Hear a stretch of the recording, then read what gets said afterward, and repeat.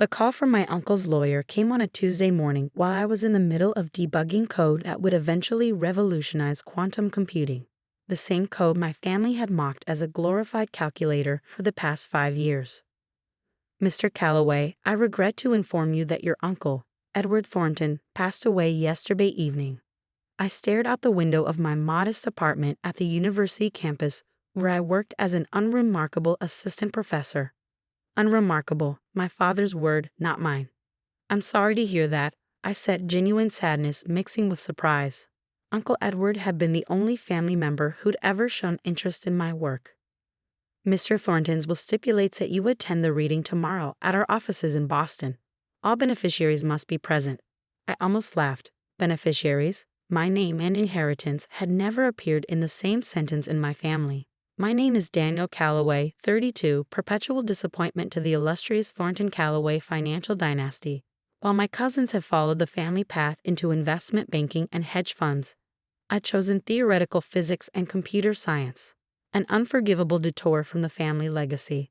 I'll be there, I told the lawyer, already mentally rearranging my lectures and lab time. That evening, my phone lit up with a text from my cousin Victor. Heard about the will reading. Don't get your hopes up, Danny. Uncle Edward was just being polite, including you. Victor had been the golden child since we were boys. Captain of the lacrosse team, Harvard Business School, summer internships at Goldman Sachs. Now he managed the family's primary investment fund, which my father and aunt had entrusted to him despite his mediocre track record. I didn't bother responding. Victor's taunts had lost their sting somewhere around the time I published my third peer-reviewed paper on quantum algorithmic stability. The next day, I sat in a mahogany-paneled conference room of Harrington and Associates, distinctly underdressed in my university blazer among my family's bespoke suits. My father, Thomas Calloway, barely acknowledged my presence with a curt nod. My Aunt Elizabeth studied her manicure. Victor and his sister Claudia whispered to each other, occasionally glancing in my direction with poorly concealed smirks. Uncle Edward had been the family's eccentric outlier, brilliant with numbers but uninterested in the flashy wealth that obsessed the rest of them. He'd made his fortune in advanced statistical analysis for financial markets, then retired early to pursue his passion for pure mathematics and theoretical physics, which explained our occasional lunches and his curious questions about my research. Morton Harrington, a silver-haired attorney with wire-rimmed glasses, cleared his throat and began reading the will. To my sister Elizabeth and my brother-in-law Thomas, I leave my vacation properties in the Hamptons and Martha's Vineyard, along with the sum of $1 million each. My father and aunt exchanged satisfied glances, exactly what they'd expected. To my niece Claudia, I leave my collection of art and antiquities, valued at approximately $4 million. Claudia brushed imaginary lint from her Channel suit, her expression suggesting this was merely her due. To my nephew Victor, I leave my membership shares in the Sterling Club and my vintage car collection. Victor's smile faltered slightly. The assets were valuable certainly, but nowhere near what he clearly anticipated. The remainder of my estate, continued Harrington, including my primary residence, investment holdings, and controlling interest in Thornton Analytics, I leave to my nephew, Daniel Calloway, contingent upon certain conditions. The room went silent, then erupted. This is absurd, my father sputtered, his face reddening. Daniel knows nothing about running a company. There must be a mistake, Aunt Elizabeth insisted, leaning forward. Edward wouldn't leave the bulk of his estate to the family disappointment? I offered quietly. Harrington raised a hand for silence. The bequest comes with specific conditions, as I mentioned. Mr. Thornton left a letter explaining everything. He handed me a sealed envelope. My name was written on it in Uncle Edward's precise handwriting. What conditions? Victor demanded. What's in that letter? That's between Mr. Thornton and Daniel, Harrington replied firmly. Now, regarding the distribution of assets. How much? My father's voice cut through the attorney's explanation. How much is he getting? Harrington consulted his papers, though I suspected he knew the figure by heart. Mr. Thornton's total estate, excluding the specific bequests already mentioned, is valued at approximately $87 million. The number hung in the air like a physical presence. My cousin stared at me with naked shock and resentment. This is ridiculous, Victor finally said. Uncle Edward was clearly not in his right mind. We'll contest the will. Mr. Thornton underwent thorough psychological evaluation when he updated his will 6 months ago. Harrington countered smoothly. The documentation is impeccable. Additionally, there's a no contest clause. Any beneficiary who challenges the will forfeits their inheritance entirely.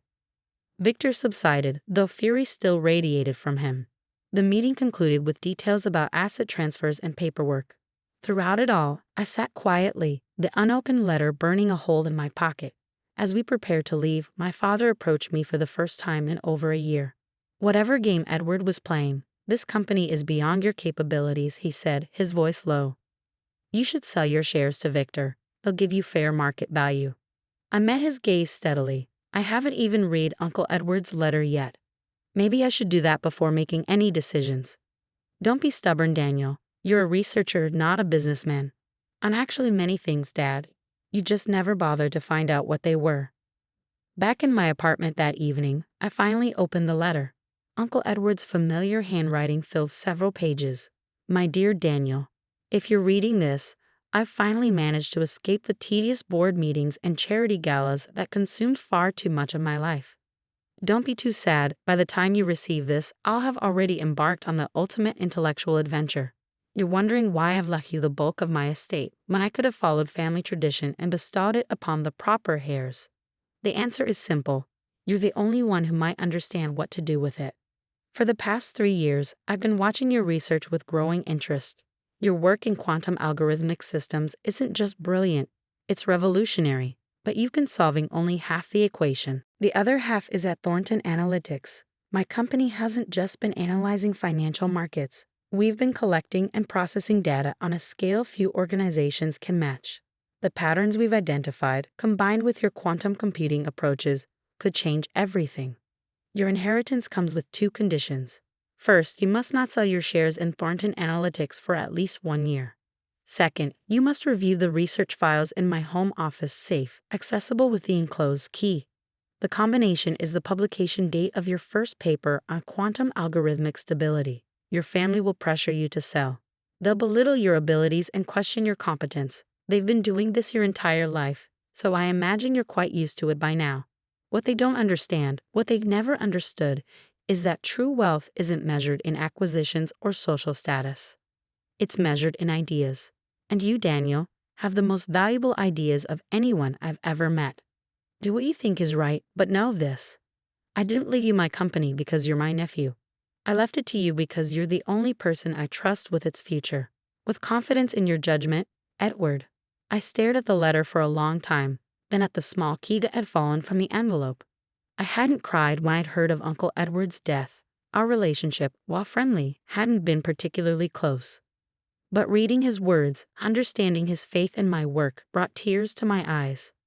My phone began buzzing with messages from family members, alternating between congratulations and thinly veiled suggestions that I saw my unexpected windfall. I ignored them all. The next morning, I drove to Uncle Edward's estate in Cambridge, my estate now, according to Harrington. The sprawling Victorian mansion was impressive but understated, much like Edward himself. The housekeeper greeted me with a knowing smile, as if she'd been expecting me for years rather than hours. Professor Calloway, she said, Mr. Thornton said you'd be coming. His office is ready for you.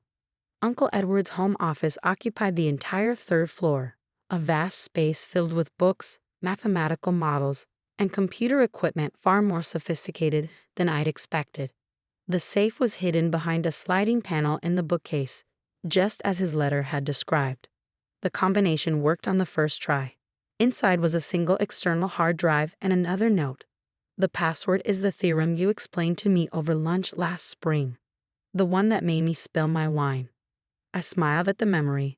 I've been explaining a particularly elegant solution to a quantum decoherence problem, and Edward had become so excited he'd knocked over his glass, staining the white tablecloth crimson. The hard drive contained terabytes of data, financial records, market analyses, communication patterns, resource distributions, collected over decades. At first glance, it seemed like standard analytical research, albeit extraordinarily comprehensive. But as I dug deeper, I began to see what Edward had meant about the other half of the equation. His company hadn't just been tracking financial patterns. They'd been modeling complex systems interactions on a global scale. Climate variables, population movements, resource allocations, technological development curves, all interconnected in a vast dynamic model. And the model was showing severe instabilities. According to Edwards' projections, the global financial system was heading toward a catastrophic failure point within the next 18 to 24 months. Not just a recession or market correction, but a fundamental structural collapse that would make the 2008 financial crisis look like a minor hiccup. More disturbing still, several major investment firms, including the Calloway family fund managed by Victor, were engaged in exactly the high-risk strategies that would accelerate and amplify the coming crash. I spent the entire day and most of the night analyzing Edwards' data, confirming his conclusions with my own calculations. By dawn, I was convinced he was right. The system was far more fragile than anyone realized, and the coming crash would be devastating.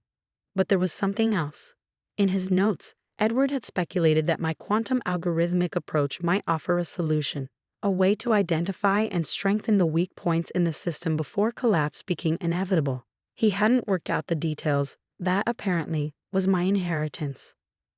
My phone had been buzzing periodically throughout the night. As the sun rose, I finally checked it. Dozens of missed calls and messages from family members, each more insistent than the last. The most recent was from Victor. Board meeting at Thornton Analytics tomorrow at 10 a.m. Attendance mandatory for major shareholders. Time to discuss the company's future. They weren't wasting any time. I arrived at Thornton Analytics headquarters the next morning to find the boardroom already filled with tense, expectant faces. Victor sat at the head of the table, a position he'd apparently assigned himself. My father and aunt flanked him, with various board members and executives filling the remaining seats. "Ah, the prodigal nephew arrives," Victor said with a tight smile. "We were just discussing transition strategies." "Transition to what?" I asked, taking the only empty seat at the opposite end of the table from Victor. "Practical leadership," my father answered. "Edward's bequest, while well-intentioned, has placed the company in an untenable position.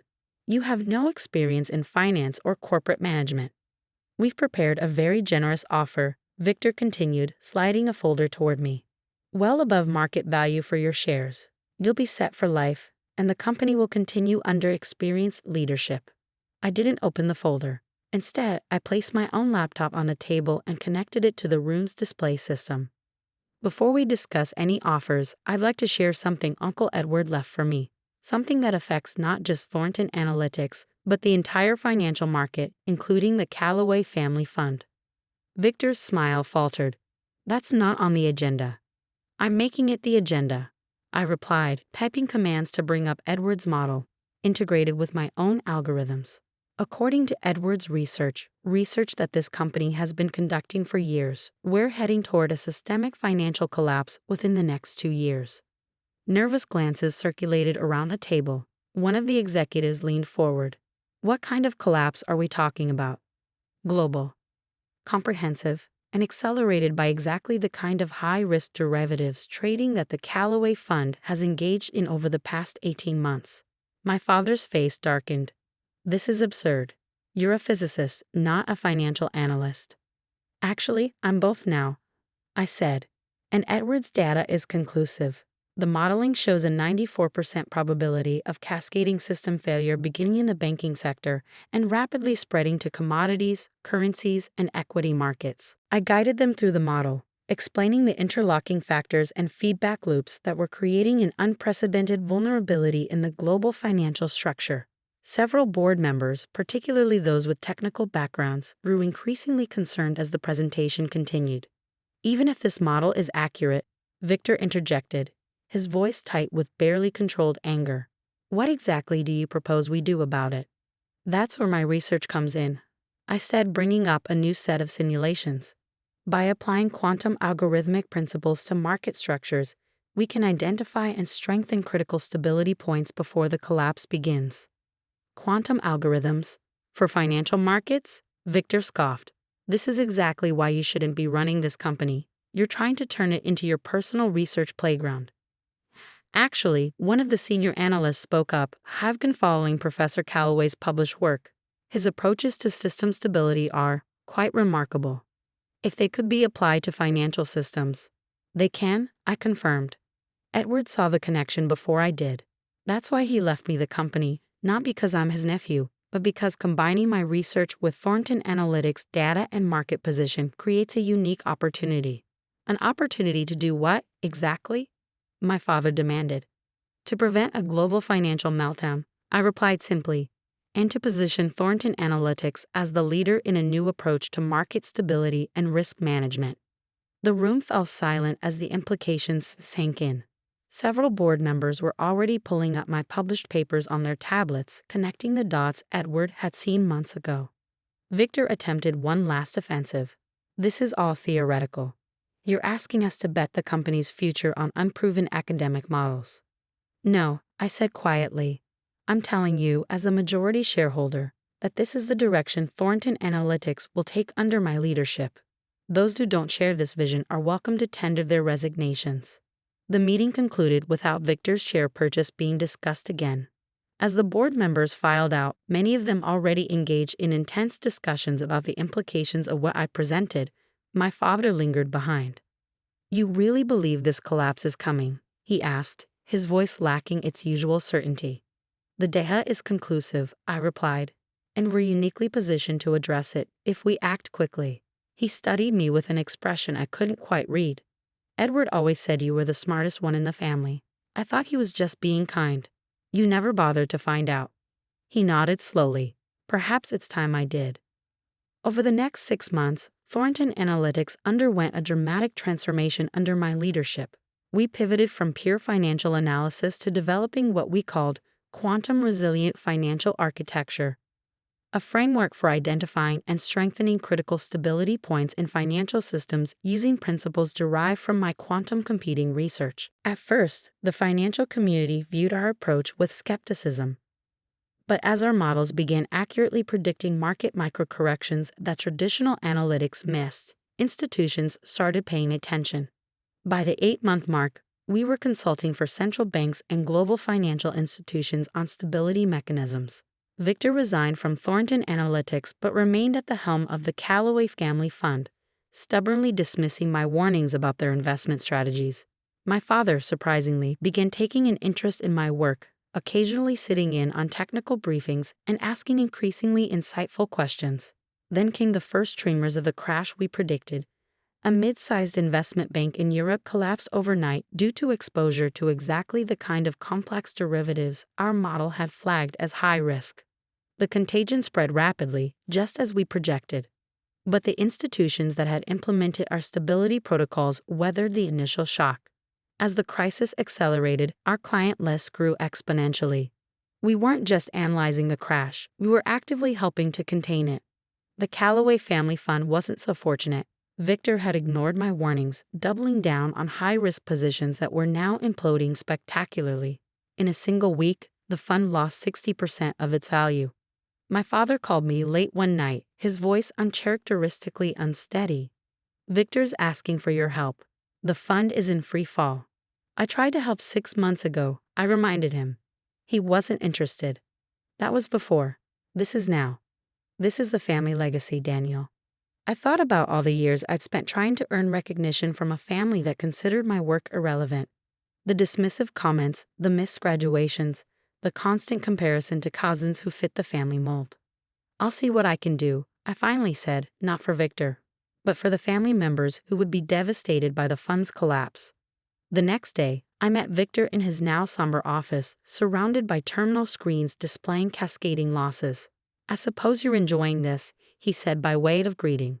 I take no pleasure in being right about a financial catastrophe, I replied. But yes, there's a certain irony in you asking for my help after all these years of mockery. He stared at the screens, defeat written in the slump of his shoulders. Can you help? Or did you just come to witness the downfall? I can help, I said, opening my laptop. But things will change. The fund will need to adopt the stability protocols we've developed, and you'll need to resign as manager. His head snapped up. You want control of the family fund too? I don't want control of anything, Victor. I want stability in a system that's been dangerously imbalanced for too long. in the financial markets, and in our family. In the end, Victor agreed to my terms, not out of respect for my expertise, but out of desperation to salvage what remained of his reputation. The Calloway family fund was restructured under Thornton Analytics guidance, its high-risk positions unwound, its investment strategy realigned with the stability principles I developed. 1 year after Uncle Edward's will reading, I stood at the podium of the International Financial Summit, addressing central bankers, treasury secretaries, and financial leaders from around the world. The subject: how quantum algorithmic principles were reshaping our understanding of financial stability in a complex global system. My father sat in the front row, genuinely attentive for perhaps the first time in my life. Beside him was Dr. Eleanor Chen, the brilliant quantum physicist who had joined Thornton Analytics as our research director and who had, more recently, begun joining me for dinners that extended far beyond professional discussions. As I explained the elegant mathematics behind our stability protocols, I thought about Uncle Edward's letter. True wealth isn't measured in acquisitions or social status. It's measured in ideas. He had been right, of course. But he left out something important. Ideas only achieve their full value when they're implemented, when they move from theoretical possibility to practical reality, when they change not just how we think, but how we live. My inheritance hadn't really been Uncle Edward's money or his company. It had been his confidence that my ideas mattered, that they could change things that needed changing. As I concluded my presentation to enthusiastic applause, I noticed Victor standing at the back of the hall. Our eyes met briefly, and he gave a small, reluctant nod of acknowledgement. Not quite respect, perhaps, but recognition. Sometimes that's enough. Later that evening, as Eleanor and I walked through the gardens of the conference center, she asked the question that had been on her mind all day. Was it worth it? Saving the family that never appreciated you? I considered this as we paused by a fountain, its waters catching the evening light. I didn't do it for appreciation, I said finally. I did it because it was the right application of the right idea at the right time. And the family recognition, your father's newfound respect, Victor's grudging acknowledgement? I smiled, thinking of all the years I craved exactly those things. They're like compound interest, nice to have, but not the principle I was investing in. Eleanor laughed, linking her arm through mine as we continued our walk. Professor Calloway, I do believe you've been spending too much time in the financial world. You're speaking in banking metaphors now. Maybe, I agreed, or maybe I just finally solved the inheritance equation, figuring out what to keep, what to transform, and what to leave behind. The real inheritance, after all, hadn't been what Uncle Edward left to me. It had been what I chose to build with it. And that was a calculation I'd gotten exactly right.